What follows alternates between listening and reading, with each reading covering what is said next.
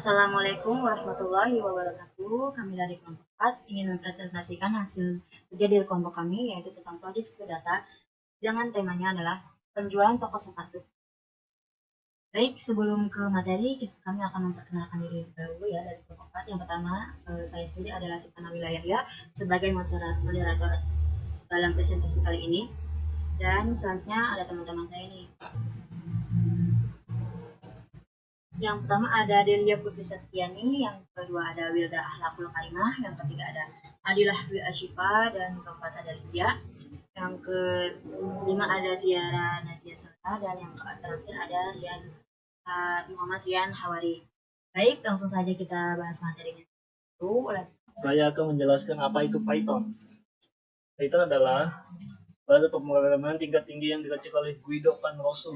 Python banyak digunakan untuk membuat berbagai macam program seperti program CRT, program GUI desktop, aplikasi mobile, web, load game, program untuk hacking, program kasir, dan sebagainya.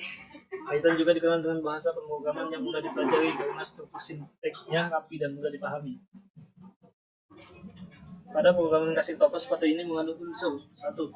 Sinteks input dan output, tipe data, variabel dan konstanta, operator aritmatika dan logika, seleksi kondisi, dan pengulangan for while. Dan let's tahu apa. Saya akan menjelaskan tentang input dan output.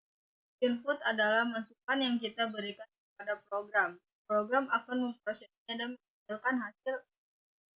Input, proses, dan output adalah input dari semua program komputer.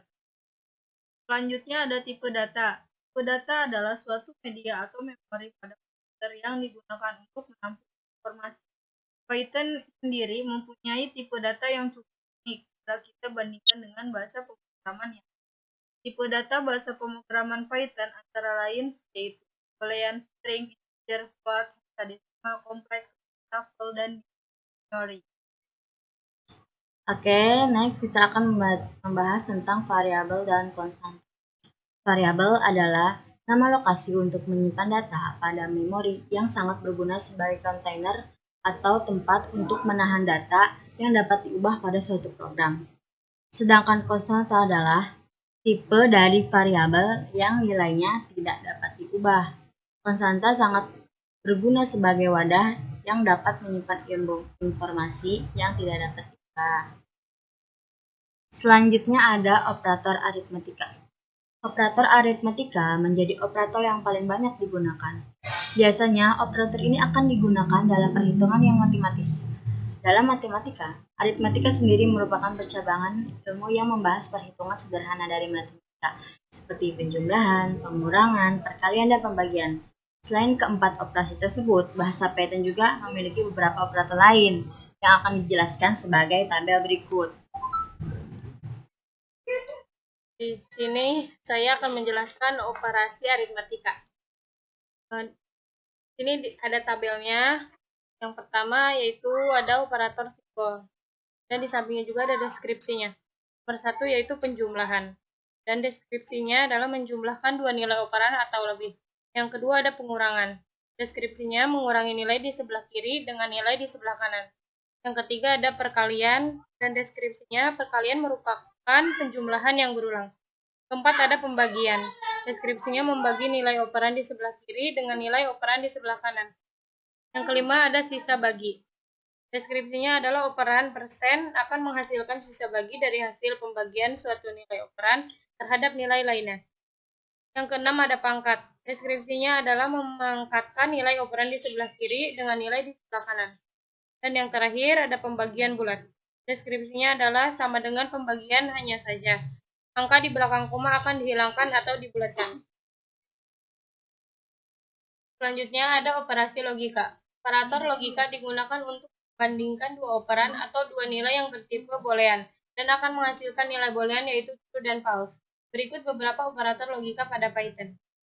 Yang pertama, operatornya yaitu ada AND dan deskripsinya adalah jika kedua operan bernilai true, maka hasilnya akan true.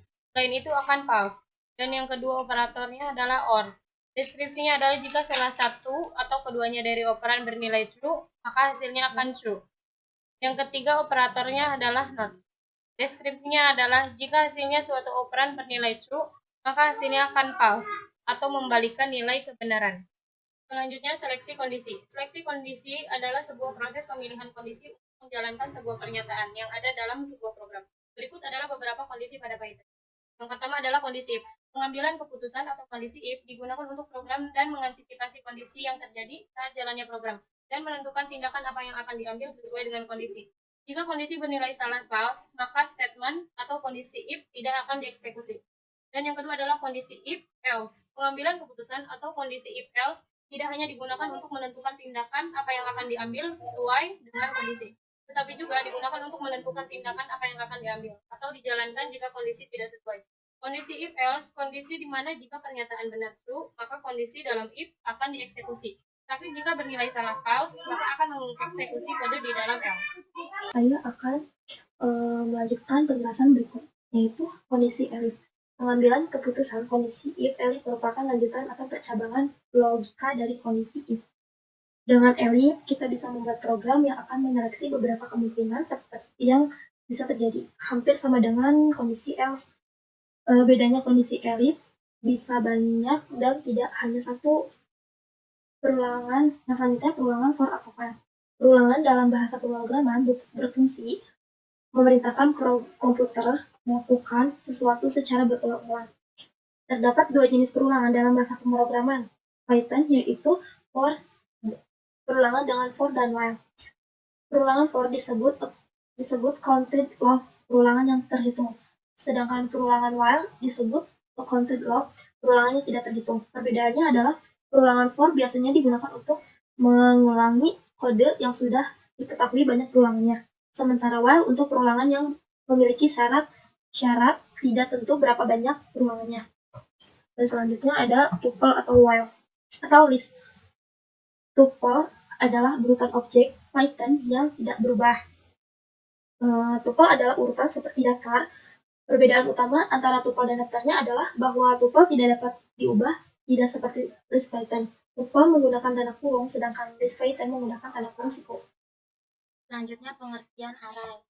Array adalah data yang menyimpan data-data sama. Array dapat dianalogikan sebagai sebuah loker yang memiliki kotak penyimpanan yang diberi nomor kependudukan. Data-data dalam array disebut elemen array. Dengan array, elemen bisa diakses langsung melalui ini. Kelebihan lain dari array adalah kita bisa memakai sejumlah variabel dengan nama yang sama asalkan variabel tersebut dalam. Kemudian yang kedua, pengertian pohon biner. Pohon atau bukti termasuk struktur non-linear yang didefinisikan sebagai data yang dari suatu item informasi cabang yang saling terkait. Pohon biner. Menurut akar pohon biner kita ambil dari contoh kode program toko sepatu. Akar yaitu 504 sama root 504 lebih kecil dari 504, maka 503 jadi 504. Kemudian 502 kecil dari 504 dan lebih kecil dari 503, maka 502 berada di kiri 503. Jadi 500 lebih kecil dari 503 dan 2, maka 501 terletak di kiri 500. Berikut merupakan contoh program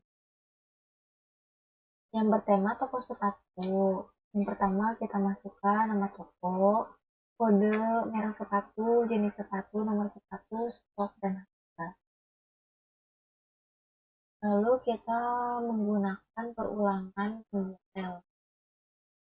Yang di sini di dalamnya ada append dan integer. Dan menggunakan percabangan if, elif, dan else. Nanti kurang lebih tabelnya seperti ini. Terus untuk menginput penjualannya nanti kita masukkan di dalamnya ada pajaknya 5%. Total bayar nanti keseluruhan. Saya akan mencoba merunning hasil dari penjualan toko sepatu. Misalkan banyak limitnya ada 4. Kode barang yang pertama yaitu 501, banyak pasang 1, Merek sepatunya Adidas. Jenis sepatunya sport pria. Nomor sepatunya 43. Jenis yang kedua dengan kode barang 502. Banyak pasang 1. Merek sepatunya Yongki. Jenis sepatunya kasual pria. Nomor sepatunya 40. Jenis yang ketiga dengan kode barang 503. Banyak pasangnya 1. Merek sepatunya Yongki.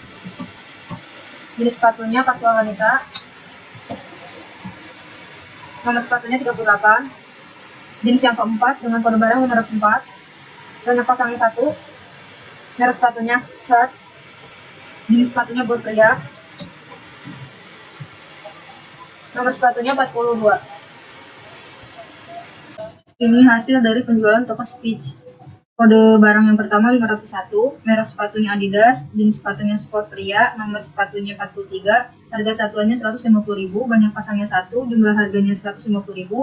Yang kedua 502, merek sepatunya Yongki, jenis sepatunya kasual pria, nomor sepatunya 40, harga satuannya 120.000, banyak pasangnya 1, jumlah harganya 120.000. Yang ketiga 503, merek sepatunya Yongki, jenis sepatunya kasual wanita, nomor sepatunya 38, harga satuannya 200.000, banyak pasangnya 1, jumlah harganya 200.000. Dan yang terakhir 504, merek sepatunya Cat, jenis sepatunya buat pria, nomor sepatunya 42, harga satuannya 125.000, banyak pasangnya 1, jumlah harganya 125.000. Jumlah yang dibayar yaitu 595.000. Pajaknya 29.750. Total bayarnya 624.750. Itu dia penjelasan dari kelompok kami. Terima kasih atas perhatiannya. Kurang lebihnya mohon maaf. Wabillahi taufiq wal hidayah. Wassalamualaikum warahmatullahi wabarakatuh.